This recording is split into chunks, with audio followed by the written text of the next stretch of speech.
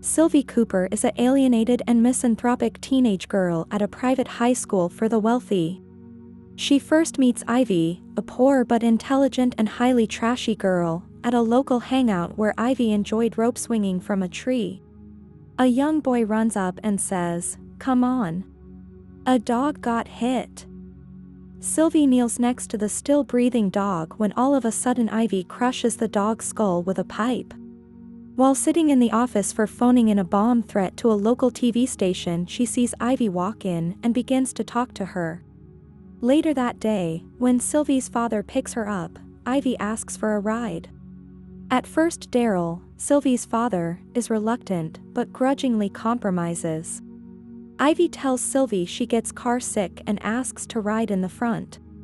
Ivy puts her bare feet on the dashboard and allows her miniskirt to shrug back onto her hip, revealing her legs. Daryl takes notice. A few weeks later, after Sylvie is no longer grounded, they meet again at the same hangout. They walk to Sylvie's house together. On the way, Sylvie tells Ivy that Daryl is her adoptive father and that her biological father was black. She also says that she once tried to kill herself. Sylvie invites Ivy into her parents' mansion. They walk into the living room overlooking the San Fernando Valley. Ivy says that if she were to kill herself, she'd like to fall. Sylvie's sickly mother, Georgie, walks in on their conversation, and it turns out that Sylvie was lying about her attempted suicide and her father. Georgie does not want Sylvie to be friends with Ivy initially, but Ivy later wins Georgie over by talking about her scholarship and helping her unblock her oxygen tank. In a voiceover, Sylvie narrates that Georgie liked Ivy's energy and that her mother and stepfather enjoyed Ivy so much that Ivy had practically moved in. Over the next several weeks, Ivy and Sylvie sleep in the same bed and share clothes, but when Georgie offers to lend Ivy some of her clothes because of their similar figures, Ivy begins to wear the expensive clothes.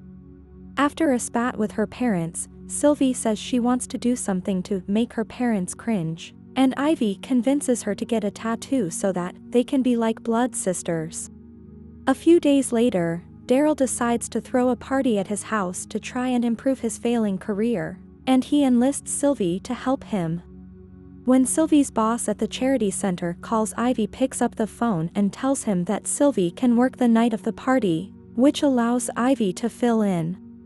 She straightens her hair and wears one of Georgie's dresses. That night, after the party, she dances in the kitchen and then begins to dance with Daryl. While Georgie and Daryl are sitting together, Ivy walks in and tells Georgie that she is sorry. She claims that Daryl came into the kitchen to cry, and that she was only hugging him to make him feel better. Sylvie becomes increasingly irritated with Ivy and throws a fit when she finds Ivy with her dog in Georgie's sports car. She makes Fred, the dog, choose between her and Ivy. Ivy cheats and shakes the treats in her pockets while she calls Fred. That day, Sylvie skips school and tries to spend some time alone to sort things out in her head. Ivy walks up behind her and begins talking to Georgie. Then, without warning, Ivy pushes Georgie off the balcony and makes it look like a suicide, which Georgie regularly threatened. A few weeks later, Sylvie washes Georgie's old sports car and Ivy walks up with the urn holding Georgie's remains. She suggests that they take a ride as a final goodbye to Georgie. While she's driving, Ivy begins to hum the song that Georgie was playing the morning Ivy pushed her. Sylvie confronts her and Ivy crashes the car to avoid answering. Sylvie is knocked out from a severe head injury. Ivy moves the unconscious Sylvie into the driver's seat to incriminate Sylvie. In the hospital, Sylvie hallucinates that her mother is sitting in front of her. This inspires her to get back to her house in an attempt to save her father from Ivy. When she gets to her house, it is storming. She runs inside to get out of the rain, experiencing hallucinations all along the way because of her head injury.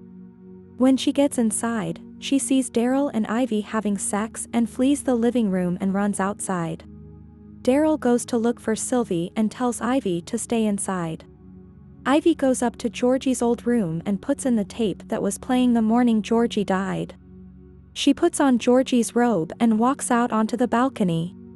Sylvie is sitting outside in the storm and sees the light and, due to her very serious head injury, believes that it is her mother on the balcony. She goes up to the room. Sylvie sees her mother turn around from the balcony. Sylvie tells Georgie that she loves her and Georgie says she loves Sylvie too. Sylvie attacks Ivy and they fight. The fight goes out onto the balcony and Sylvie pushes Ivy off her.